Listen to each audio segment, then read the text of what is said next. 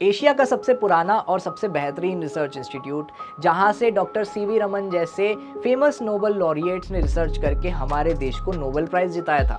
मैं बात कर रहा हूं आईएससीएस कोलकाता के बारे में, यानी कि Indian association for the cultivation of sciences. इस इंस्टीट्यूट में पढ़ने का या फिर रिसर्च करने का मौका मिलना ही अपने आप में बहुत ही गर्व की बात है। अब सवाल ये आता है कि इस इंस्टीट्यूट में हम जाएं कैसे। तो अगर आप 12th पास आउट हैं, आप पीसीएम के स्टूडेंट हैं, तो ये वीडियो आपके लिए ही है, क्योंकि इस वीडियो में मैं आपको डिटेल में बताऊंगा कि आप आईएससीएस कोलकाता के फेमस बीएसएमएस इंटीग्रेटेड प्रोग्राम्स में कैसे एनरोल कर सकते हैं। मेरा नाम है पार्थ कुमार सिंह, मैं आईआईटी जोधपुर का एलुमनाई हूँ। इस वीडियो में एक कंप्लीट गाइड लेकर आया हूँ कि आप आईएससीएस कोलकाता के इन बीएसएमएस इंटीग्रेटेड प्रोग्राम्स में कैसे एनरोल कर सकते हैं और वो रजिस्ट्रेशन का पूरा प्रोसेस क्या रहेगा और कौन सी गलतियाँ आपको उस रजिस्ट्रेशन के दौरान नहीं करनी है। So stay tuned for the entire information.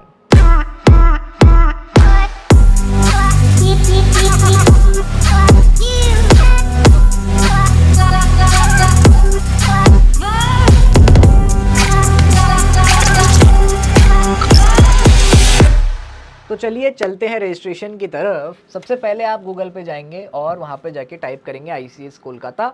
ये आपको सीधा ले जाएगा इनकी ऑफिशियल वेबसाइट पे, और ऑफिशियल वेबसाइट पे जाने के बाद कुछ इस तरह का वेब पेज खुलेगा जिसमें आपको एकेडमिक नोटिस बोर्ड दिखेगा, जिसमें आपको पहला नोटिस मिल जाएगा, date of online written test UPST. तो आप इस पर क्लिक कर दोगे। इस पर क्लिक करने के बाद कुछ इस तरह का वेब पेज खुलेगा।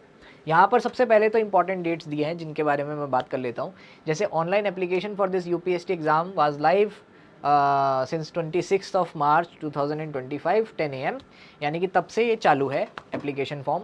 और इसकी लास्ट डेट 30 अप्रैल है, यानी कि ऑलमोस्ट आ गई। अब जल्दी से जाके भर दो इसको, नहीं तो ये मिस हो जाएगा। 30 अप्रैल 2025 11:55 से पहले आपको कर देना है रजिस्ट्रेशन, ठीक है। एडमिट कार्ड वगैरह ये सब बाद में आएगा। एग्ज़ाम की डेट इन्होंने जून 8 2025 रखी हुई है। 9 बजे से लेकर 12 बजे तक सुबह आपका एग्ज़ाम होगा, और दोनों ही यूपीएसटी एमपीएसटी। लेकिन आप यूपीएसटी वाले हो क्योंकि आप अंडर ग्रेजुएट प्रोग्राम्स के लिए अप्लाई कर रहे हो। जो पोस्ट ग्रेजुएट वाले हैं वो एमपीएसटी के लिए है, ठीक है। इंटरव्यू की डेट बाद में अनाउंस होगी। इंटरव्यू देना पड़ेगा, ये अच्छी बात है। इंटरव्यू देना इसलिए ज़रूरी ताकि आपको पता रहे कि आप सही जगह जा रहे हो या नहीं, और इंस्टीट्यूट को पता रहे सही बच्चा आ रहा है या नहीं, क्योंकि आपको तो पता ही है यहाँ पर सिर्फ हाईली मोटिवेटेड स्टूडेंट्स जाते हैं। हाँ, तो नहीं पता है तो पता चल जाएगा थोड़ी देर में, ठीक है। एनीवेज, ठीक है, बाकी सारी डेट्स अभी इन्होंने अनाउंस नहीं की है। तो अब चलते हैं मेन लिंक पे जो इन्होंने दिया है। हाँ, एक ना डिटेल्ड एडवर्टीजमेंट का लिंक भी यहाँ पर दिया है। अगर आपको इसके बारे में पढ़ना है कि एग्ज़ाम बेसिकली होता क्या है, इंस्टीट्यूट कैसा है, कौन से कोर्सेज ऑफर कर रहा है, कौन से सब्जेक्ट्स कंपलसरी हैं 10+2 में, कौन से क्राइटेरियाज़ हैं दूसरे जो फुलफ़िल करने ही करने हैं अगर यहाँ पर जाना है, या फिर कौन से सब्जेक्ट्स पढ़ने का मौका मिलेगा, तो ये सारी डिटेल्स आपको यहाँ इस एडवर्टीजमेंट ब्रोशर में मिल जाएगी। हालाँकि इसके ऊपर ऑलरेडी एक वीडियो हमने बना दिया है जिसका लिंक आपको यहाँ मिल जाएगा। आप जाकर उस वीडियो को देखकर अपना काम आसान कर सकते हैं। बेसिकली सारी चीज़ें, पूरा ये डिटेल एडवर्टीजमेंट उसमें एक्सप्लेन किया गया है, ठीक है। और उसमें ये भी बताया गया है कि आपको हाईली मोटिवेटेड क्यों होना चाहिए अगर आप ऐसे इंस्टीट्यूट में जाते हो तो वो देख लेना एक बार, आपके लिए बेटर रहेगा, ठीक है। हाँ, अब आता है click here for online application for new registration, जो कि हम हैं। बेसिकली हम पहली बार रजिस्टर कर रहे हैं तो हम इस पर क्लिक करेंगे, और अगर हमने रजिस्ट्रेशन कर दिया है तो हम इस पर क्लिक करेंगे। तो अभी हम फिलहाल इस पर क्लिक करते हैं और चले जाते हैं इनके रजिस्ट्रेशन पेज पर। तो ये इस तरह का एक नोटिस खुलेगा जिसे आप क्लोज कर देंगे। इस पे आप अग्री कर देंगे because you have no option so far, ठीक है। उसके बाद यहाँ पर कुछ बेसिक इंस्ट्रक्शंस दिए हैं, इन्हें आप पढ़ लेना। मैं चलता हूँ सीधा फॉर्म की तरफ। तो ये इस तरह का एक फॉर्म आपको मिलेगा। सबसे पहले इसे फिल करने के बाद आपका बेसिक रजिस्ट्रेशन पूरा हो जाएगा, जिससे आपको लॉगिन आईडी और पासवर्ड मिलेगा। और इस लॉगिन आईडी और पासवर्ड का इस्तेमाल करके आप हर बार लॉगिन करोगे जब भी आपको कोई इन्फॉर्मेशन चाहिए होगी, या आपको पोर्टल में रिजल्ट देखने से लेकर एडमिट कार्ड वगैरह सारी चीज़ें करनी होंगी, ठीक है। तो मैं फटाफट इस फॉर्म को फिल कर देता हूँ, फिर हम आगे चलते हैं। तो ये सारी डिटेल्स मैंने फिल कर दी है। यहाँ पर एक चीज़ आप ध्यान रखना कि कैंडिडेट्स, इन्होंने क्लियरली मेंशन कर दिया नोट बना के, candidate name should be entered exactly as it appears in class 10 certificate. तो जो 10th में आपको जो सर्टिफिकेट मिलता है ना क्लास 10th का, उसमें जो आपका नाम लिखा है एग्जैक्टली कॉपी पेस्ट कर देना है वो यहाँ सेम सेम, कोई स्पेलिंग में मिस्टेक ना हो या कोई भी नेम सरनेम गायब ना हो, एक्स्ट्रा ना हो, इसका ध्यान रखना। एग्जैक्टली वही नाम डालना जो क्लास 10 के सर्टिफिकेट पे है, वरना आगे दिक्कत आएगी। ठीक है, तो ये सारा कुछ भरने के बाद आप सीधा जनरेट OTP पे जब क्लिक करोगे तो आपके उस नंबर पे OTP जाएगा जो आपने यहाँ पर डाला है। तो मेक श्योर आप नंबर वही डालें जिसका OTP आप एक्सेस कर सकते हैं या जो आपका परमानेंट नंबर हो। ठीक है, तो मैंने यहाँ पर ये क्लिक कर दिया जनरेट OTP पे, और फिर मैंने यहाँ पर कैप्चा डालना है, तो मैं कैप्चा डाल देता हूँ 483566। ठीक है, सबमिट, ये मैंने कर दिया। अब मेरे पास OTP आएगा। सो OTP आ चुका है, मैं OTP फिल कर देता हूँ। ठीक है, तो अब ये मैंने वैलिडेट कर दिया।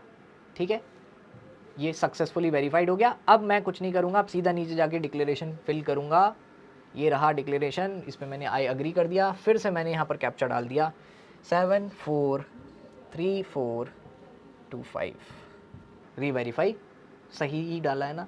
ठीक है, ये हो गया। तो जब आप ऐसा कर दोगे, जब फाइनल कैप्चा डाल दोगे तो आपके पास यही सेम चीज़ वापस आ जाएगी जो आपने फिल करी है। तो आप यहाँ से एक बार वेरीफाई कर सकते हो। इन्होंने लिखा भी है please verify selected entered value for unchecked field and if checked entered value is correct then please check the box. मतलब वो ये कह रहा है कि जो जो आपने सही भर दिया एक बार वेरीफाई कर लो, उस पर टिक करते जाओ। जैसे मैंने सही भरा है तो मैं टिक कर देता हूँ सब। ठीक है, अच्छा ईमेल एड्रेस बहुत ध्यान से भरना, क्योंकि ईमेल एड्रेस पे OTP तो अभी आया नहीं है, तो ये वेरीफाई ऐसे नहीं होगा। देखो नंबर तो पता चल जाएगा, अगर OTP आया है तो सही ही डाला होगा, लेकिन ईमेल पे नंबर, ईमेल पे नहीं आया है OTP, तो ईमेल बहुत ध्यान से डालना आप। ठीक है, सबमिट कर दिया मैंने। ठीक है, और वही कि एक बार सबमिट कर दिया है तो आप रिवर्ट नहीं कर सकते हो। तो कोई गलती हो गई तो फिर आपको दूसरा रजिस्ट्रेशन दूसरे नंबर से, दूसरी ईमेल आईडी से करना पड़ जाएगा, वो बहुत हेक्टिक हो जाता है। तो मेक श्योर आप आराम से, जल्दबाजी में कोई गलती ना करें। ठीक है, तो मैंने ये सबमिट कर दिया। अब मेरे पास you have registered successfully, click on the go to application button to view edit submit your details. ठीक है, तो इस तरह का देखो मेरे पास ये आ गया। सारा का सारा जो मेरा एप्लीकेशन स्टेटस है, रजिस्ट्रेशन कर दिया है मैंने, डेट ऑफ बर्थ आ गई, मोबाइल नंबर आ गया, रजिस्ट्रेशन नंबर मुझे मिल चुका है, ईमेल आईडी जो मैंने डाली थी, कंफर्म मोबाइल नंबर, नाम और मेरी कंफर्म ईमेल आईडी ये यहाँ पर आ गई है। ठीक है, अब हम यहाँ से चलेंगे गो टू एप्लीकेशन पे। ठीक है, नोट, ये फिर से वही आ गया। एक ये देखो यहाँ पर लिखा है kindly be ready with the below instead listed soft copy या scan copies before filling the form. Obviously आपको फोटो और सिग्नेचर की सॉफ्ट कॉपीज चाहिए। ठीक है, अब यहाँ ध्यान देना आप, हमारे पास ये पूरा खुल चुका है। ये स्टेप्स हैं, सबसे पहले आप पर्सनल डिटेल्स भरोगे, फिर कॉन्टैक्ट डिटेल्स, फिर परमानेंट एड्रेस, फिर अल्टरनेटिव एड्रेस। ठीक है, अगर है कोई तो जिसे आप बेसिकली यूज़ कर सकते हो। फोटोग्राफ एंड सिग्नेचर अपलोड होगा, फिर passport size image and signature ये भी अपलोड होगा। उसके बाद अदर इन्फॉर्मेशन अगर वो पूछेंगे तो जो भी पूछेंगे वो, एजुकेशनल डिटेल्स, और फिर एग्ज़ाम सिटी एंड पेमेंट। ठीक है, तो इस तरह आपको चलना है। सबसे पहले हमारी पर्सनल डिटेल का कॉलम है, ये ऑलमोस्ट आधा तो भरा हुआ ही है, बस मुझे अपना जेंडर बताना है, उसके बाद नेशनलिटी बतानी है। ठीक है, ये पढ़ लेते क्या लिखा, candidates with a valid reservation category certificate issued by authorised signatory only shall apply under applicable reserved categories.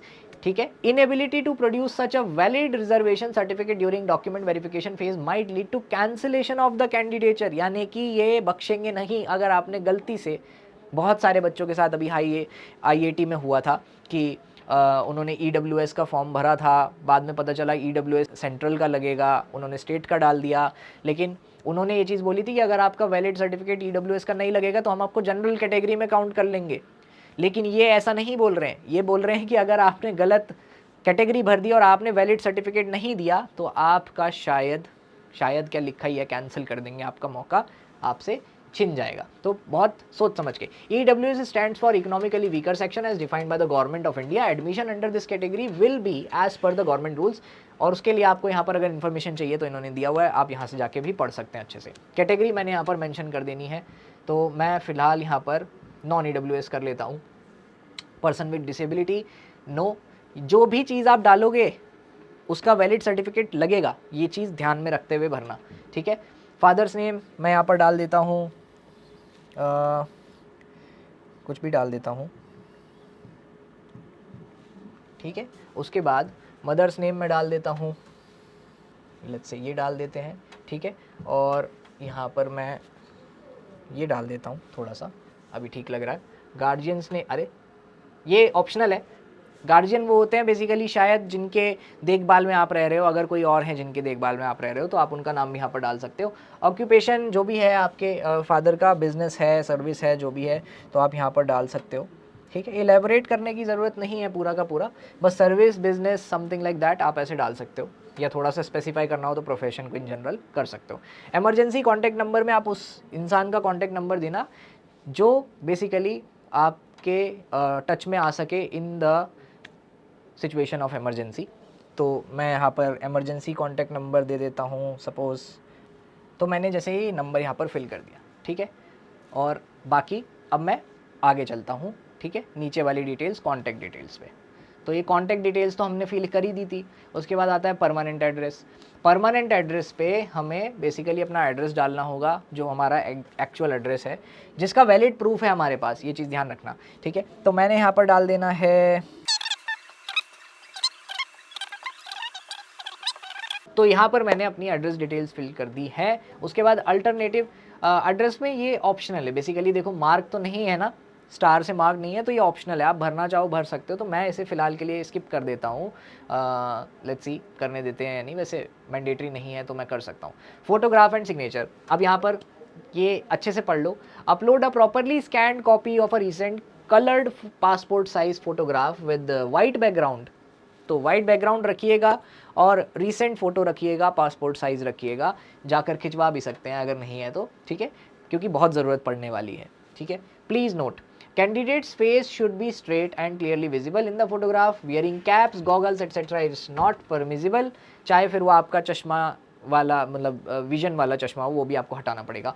Blurred, improper photographs, photographs scanned और clicked using mobile phones etcetera are not acceptable. कुछ लोग ऐसे, मैं सच बता रहा हूँ, मैंने IIT jam का देखा था, एक ऐसे खींच के डाल दिया उसने भाई, सेल्फी खींच के डाल दी भाई खैर उसको भी मौका दिया था 1 महीने का कि भाई करेक्ट कर दो इसको, ठीक है। तो same photograph has to be affixed on admit card on the day of examination. ये बहुत इंपॉर्टेंट पॉइंट है, एक फ्रेश फ़ोटो खिंचवा लो भाई, क्योंकि मुझे पता है तुम कहीं से एक फ़ोटो ढूंढ लाओगे अपना और वो चिपका दोगे यहाँ पर, वो अपलोड कर दोगे, लेकिन उसके बाद जब वहाँ मेन तुम्हें सेंटर पे दोबारा फ़ोटो देना होगा तो सेम फ़ोटो मिलेगा नहीं। तो इसलिए अपने अलग से 10, 12, 20 फ़ोटो खिंचवा के रख लो, ठीक है। उसी का स्कैन कॉपी रखवा लेना अपने पास, वो यहाँ अपलोड कर देना, और अपने पास हार्ड कॉपीज़ रखना उस फोटो की, ताकि आप एडमिट कार्ड लेकर जब जाओगे एग्ज़ाम वाले दिन तो साथ में उस फोटो को कैरी कर लेना, वो वहाँ पर ज़रूरत पड़ेगी उसकी, ठीक है। Upload passport size image and signature, ठीक है, मेरे साथ हुआ था जब मैं अपना IIT जैम का एग्ज़ाम देने गया था, सच बता रहा हूँ। तो जो फ़ोटो मैंने चिपकाया था उसमें दाढ़ी बहुत छोटी छोटी थी। अब अगला बंदा 1 साल से तैयारी कर रहा है, तो मेरी दाढ़ी इतनी लंबी लंबी, बाल लंबे, और सर्दी का टाइम तो थोड़ा सा वैसे भी भारी भारी सा हो गया था। मैं गया, वो पहचान ही नहीं रहा है, वो कह रहा है कि ये तो कोई और आ गया। बड़ी मुश्किल से फिर उसने मुझे पहचाना, बड़ी मुश्किल से फिर मैं अंदर गया, फिर मैंने एग्ज़ाम दिया, ठीक है। तो ये सारी अननेसेसरी चीज़ें अवॉइड करना सही रहता है, ठीक है। Upload scan copy of your photo, अब यहाँ पर आपको अपनी फ़ोटो डालनी पड़ेगी। तो जैसे मैंने यहाँ पर, मुझे नहीं लगता इसकी ज़रूरत पड़ेगी बट करना पड़ेगा, अभी फ़िलहाल मैं कर देता हूँ अपलोड। जैसे सपोज़ मैंने ये हमारे विवेक भैया की एक फ़ोटो है, ये डाल देते हैं, ठीक है। तो ये मैंने फ़ोटो सक्सेसफुली अपलोडेड।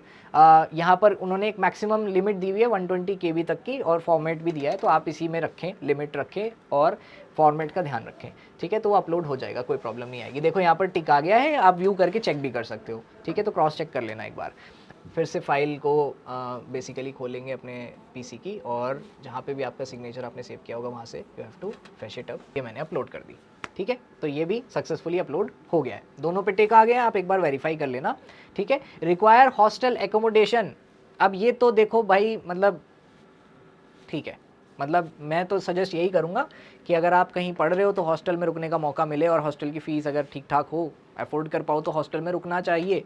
ये भी लाइफ का एक वो एक्सपीरियंस है जहाँ, जैसे बस्सी भाई कह गए हैं कि वो जानवर होते हैं इंसानी रूप में, है ना, वो पता चलता है कैसे उनसे डील करना है। एनीवेज, ठीक है। तो ये आप येस कर देना, सेव एंड प्रोसीड कर देना, ठीक है। Data saved successfully, data saved successfully, ठीक है। उसके बाद आता है education details, right. So education details में आपको बहुत ध्यान से चुनना है जो भी चुनना है।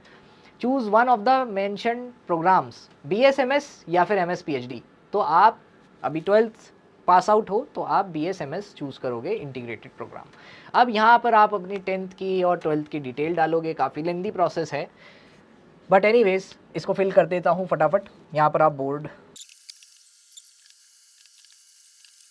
तो ये मैंने अपनी 10th की डिटेल्स फिल कर दी हैं, तो आप भी ऐसी 10th की डिटेल्स फिल कर दीजिएगा अपना, ठीक है।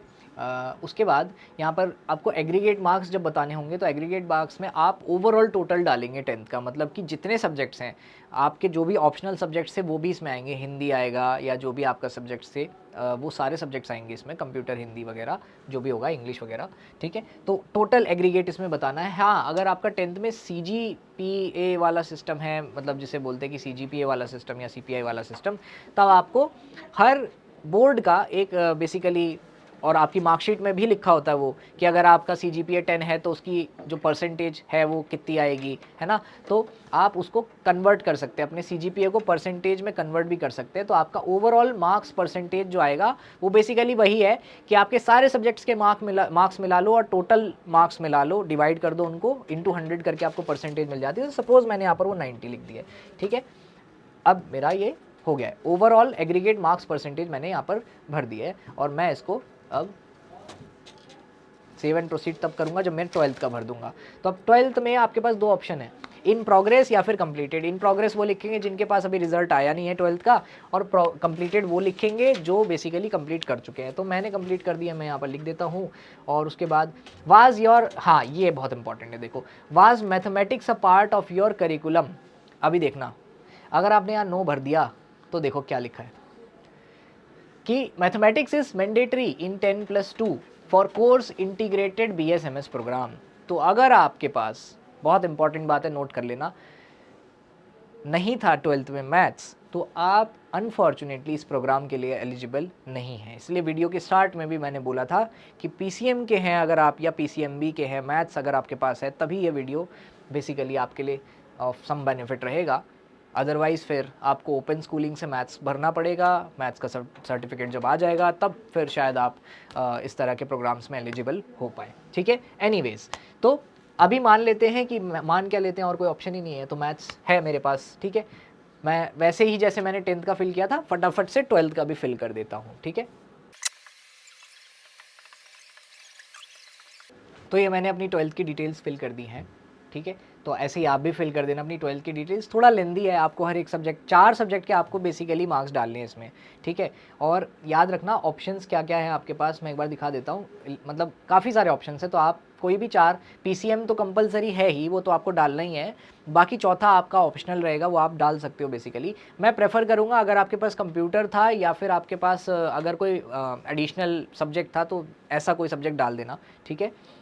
उसके बाद आप परसेंटेज बता दोगे, ओवरऑल परसेंटेज। देखो, मार्क्स परसेंटेज ऑफ 4 सब्जेक्ट जो आएगा, ये यहाँ पर आपने ये खुद ही मतलब कैलकुलेट कर लेगा ये परसेंटेज हर सब्जेक्ट की, जैसे जैसे आप मार्क्स डालते जाओगे।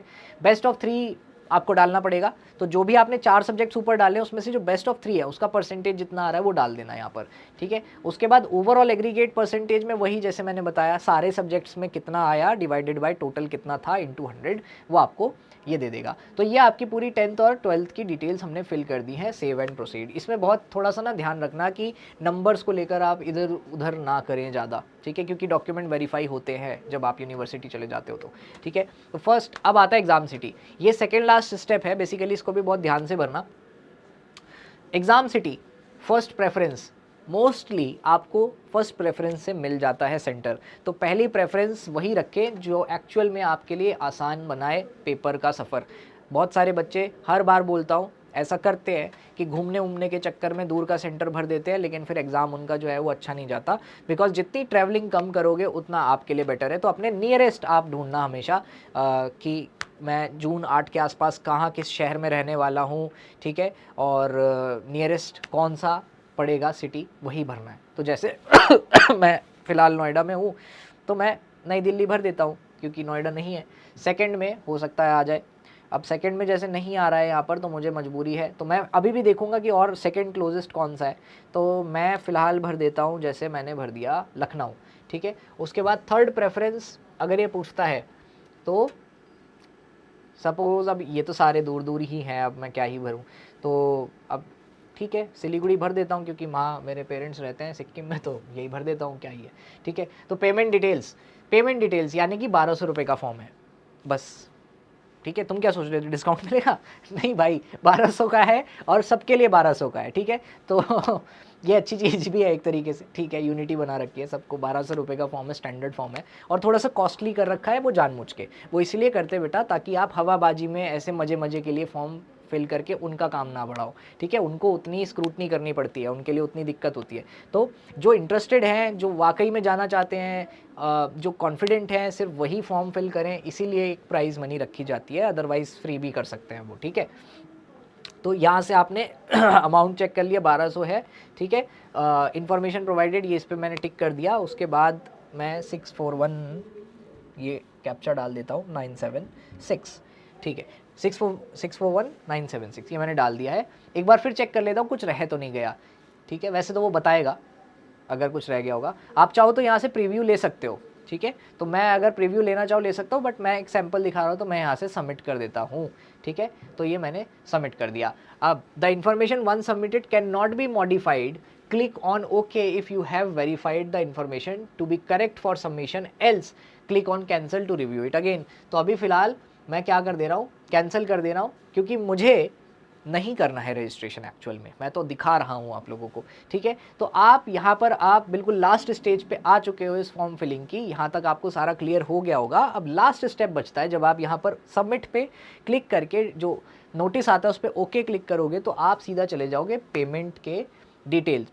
ठीक है, पेमेंट वाले जो पेज होते हैं उस पर चले जाओगे। वहाँ फिर आपके पास ऑप्शन आएगा कि आपको पेमेंट कैसे करना है। आप कैश तो नहीं कर पाओगे, क्रेडिट कार्ड से करना चाहते हो, डेबिट कार्ड से करना चाहते हो, नेट बैंकिंग से करना चाहते हो, या फिर आप यूपीआई करना चाहते हो। नॉर्मली यही पेमेंट मेथड्स रहते हैं, आप इसमें से किसी से भी जो भी कन्वीनियंट हो आप कर सकते हो पेमेंट। सबसे ज़्यादा प्रेफर्ड यूपीआई होता है, हैजल फ्री। ठीक है, तो आप वहाँ से पेमेंट करके फाइनली अपना एक डायलॉग बॉक्स जब आपको दिखाई देगा कि योर रजिस्ट्रेशन इज सक्सेसफुल, और आपको शायद एक रिसीट भी मिल जाए, आप उस रिसीट को डाउनलोड करके या उसका स्क्रीनशॉट लेकर भी रख सकते हैं एज एन एविडेंस।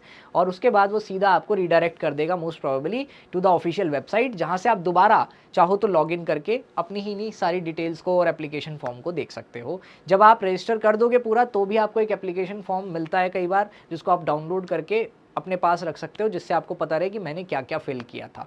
ठीक है, तो आई होप ये वीडियो आपके लिए यूजफुल रहा होगा, बेनिफिशियल रहा होगा, और आपको समझ आ गया होगा कि आपको फॉर्म कैसे फिल करना है, आपको कौन सी गलतियां नहीं करनी, किन बातों का ध्यान रखना है। ठीक है, तो मैं आशा करता हूँ कि आप जल्दी से जाके इस फॉर्म को फिल कर देंगे और जल्दी से तैयारी करके इस एग्जाम को क्वालिफाई करके एक गुड न्यूज़ दे देंगे हमें। हाँ, आप ये कमेंट में ज़रूर बताइएगा कि आप में से कितने बच्चे इस एग्ज़ाम की प्रिपरेशन को लेकर बहुत ज़्यादा चिंतित हैं और प्रिपरेशन करना चाहते हैं, तो हमें कमेंट में ज़रूर बताना। और अगर कोई और भी डाउट होता है तो आप कमेंट में हमें ज़रूर बता सकते हो। You can reach out to us either in the support team as well, जिसकी कॉन्टैक्ट डिटेल्स आपको नीचे पिन में मिल जाएगी। आप चाहे मेल कर सकते हो, चाहे आप कॉल कर सकते हो अगर कोई भी प्रॉब्लम आती है तो। All the very best, bye bye.